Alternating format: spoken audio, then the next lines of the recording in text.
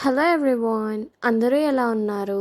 ఈవేళ ఫిష్ కర్రీని simple and టేస్టీగా ఎలా ప్రిపేర్ చేసుకోవాలో చూద్దాం. ముందుగా రొయ్య చేపని క్లీన్ చేసుకున్నాక అందులో తగినంత ఉప్పు, పసుపు అండ్ నిమ్మరసంని వేసి బాగా ఫిషెస్కి పట్టించాలి. అలా బాగా మిక్స్ చేసుకున్నాక కాసేపు ఫిషెస్ని పక్కన పెట్టుకోవాలి. ఆ తర్వాత స్టవ్ మీద ఫ్రైయింగ్ ప్యాన్ పెట్టుకొని అందులో కొంచెం ఆయిల్ని యాడ్ చేసి ఫిషెస్ని వేసి లైట్గా ఫ్రై చేసుకోవాలి. అవి ఫిషెస్ అనేవి కొంచెం హై ఫ్లేమ్లో లైట్ కలర్ వచ్చినంత వరకు ఫ్రై చేసుకుంటే ఫిషెస్ టేస్ట్ అనేవి బాగుంటుంది అండ్ ఫిషెస్ బ్రేక్ అవ్వకుండా కర్రీ కూడా చాలా పర్ఫెక్ట్గా వస్తుంది.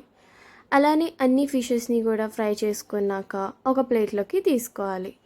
ఆ తర్వాత స్టవ్ మీద ఒక కడాయి పెట్టుకొని అందులో కొంచెం ఆయిల్ వేసుకున్నాక కర్రీ లీవ్స్ అండ్ గ్రీన్ చిల్లీస్ని యాడ్ చేసి అవి కొంచెం ఫ్రై అయినాక అందులోనే పసుపు కారంని కూడా యాడ్ చేసి బాగా మిక్స్ చేసుకొని ఫ్రై చేసుకోవాలి. అందులోనే 2 ఆనియన్స్ని గ్రైండ్ చేసి వేసి వాటిని కూడా బాగా ఫ్రై చేసుకోవాలి.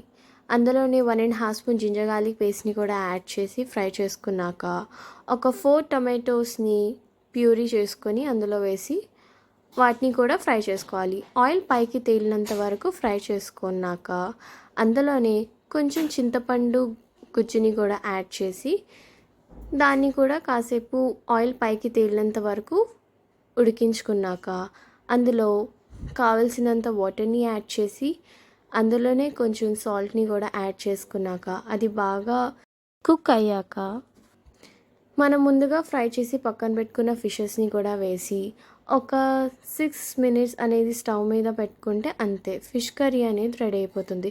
లాస్ట్కి అందులో హోమ్మేడ్ ఫిష్ మసాలాని కూడా వేసుకొని అందులోనే కొంచెం కొత్తిమీరని కూడా వేసుకుంటే అంతే, ఫిష్ కర్రీ అనేది రెడీ అయిపోయింది. And if you like this video please like, share and subscribe. Thank you.